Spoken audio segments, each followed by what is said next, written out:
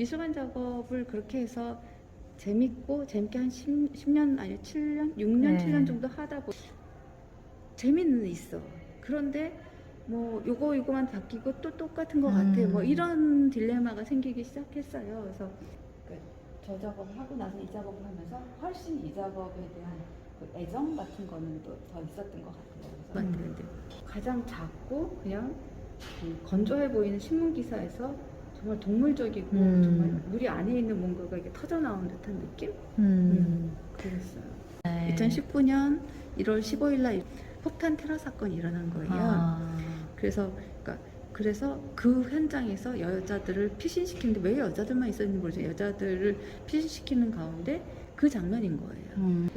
예쁜 정말 예쁜이었어요. 예쁜 붉은색이 알고 보면 공포의 피빛색인 거잖아요. 그런 아주 작은 것에서 이렇게 확대를 시켰기 때문에 지운다고 지웠지만 저런 애들이 남아있어요. 저기 이렇게. 근데 마치 내가 생각하는 그 뜯어낸 거를 그대로 표현하고 있어서 오히려 되게 좋았고 그 베이컨에 대해서 얘기한 들레즈 얘기잖아요. 그래서 저기 들어온 입구에 거기에다 써놨었어요. 그래서 그 중에서 이제 제일 와닿았던 건 보이지 않는 것을 보이게 하는 것이 뭐 예술이다. 보이지 않는 것을 보이게 하는 거기서 음악도 예를 들어요. 음악이다.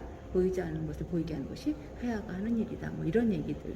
그래서 저는 이거는 뭐 판화라고 얘기했었고 그냥 평면 작업이니 회화라고 저는 얘기를 하고 또 하나는 사진을 베이스로 하기도 하지만 사진 자체가 어쩔 수 없이 옛날 사람들이 그냥 자연을 보고 그림을 그리듯이 요새 사람들인 저가 사진을 보고 그림을 그린 거는 너무 자연스러운 일인 거예요. 보시면 이 두 관객이 그러니까 이 두 사람이 그러니까 이렇게 가면서 이렇게 사진을 저렇게 찍더라고요. 그런데 저 보통은 앞모습 여러 가지 이유로 앞모습 잘 안 찍는데 저건 찍었던 이유는 저 안쪽에 있는 그 풀밭 위에 점심 식사에 있는 그 여자분의 눈빛과 올랭피아의 눈빛과 모든 게 다 같아요.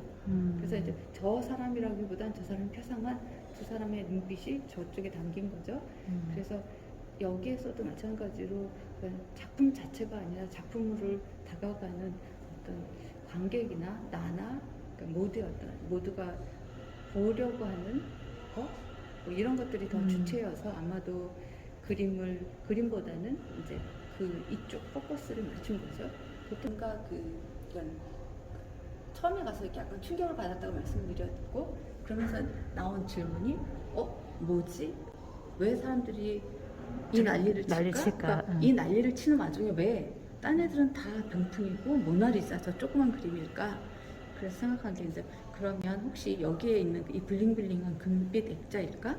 아니면 뭐 그러니까 그건 이제 상징적인 거고 이제 미술관의 제도 자체냐 시스템이냐 아니면 뭐 오랜 동안 해왔던 사람들의 인식이 다빈치의 모나리자가 세계 최고다 뭐라는 그런 선입견 때문이냐 뭐 이런 것들에 대한 질문인 거예요. 그래서 도대체 누가 저기다 가치를 부여했느냐라는 생각을 해서 이제 한 거죠. 이제 관람자가 왔을 때 형식을 정말 독특한 걸 잘 선택하셨다. 형식에서 성공하신 것도 있구나라는 거에 대한 박수를 되게 아마 관람자 측에서는 드릴 거예요. 왜냐하면 수없이 많은 전시를 다녀도 내가 왜 이 똑같은 형식들의 그림들에서 좀 차이점을 찾기 위해서 관람자로서 애를 쓰는가. 애를 쓰거든요, 관람자도. 작가가 갖고 있는 독특성을 형식과 이 컨텐츠에서 어떻게 봐야 될지. 근데 뭐 작가님은 뭐 들어오는 곧바로 이 형식에서 나는 김홍식 이걸 아주 확연하게 구분 지어 주시거든요. 그러면서 작가님이 이렇게 사랑을 받는 게 아닌가.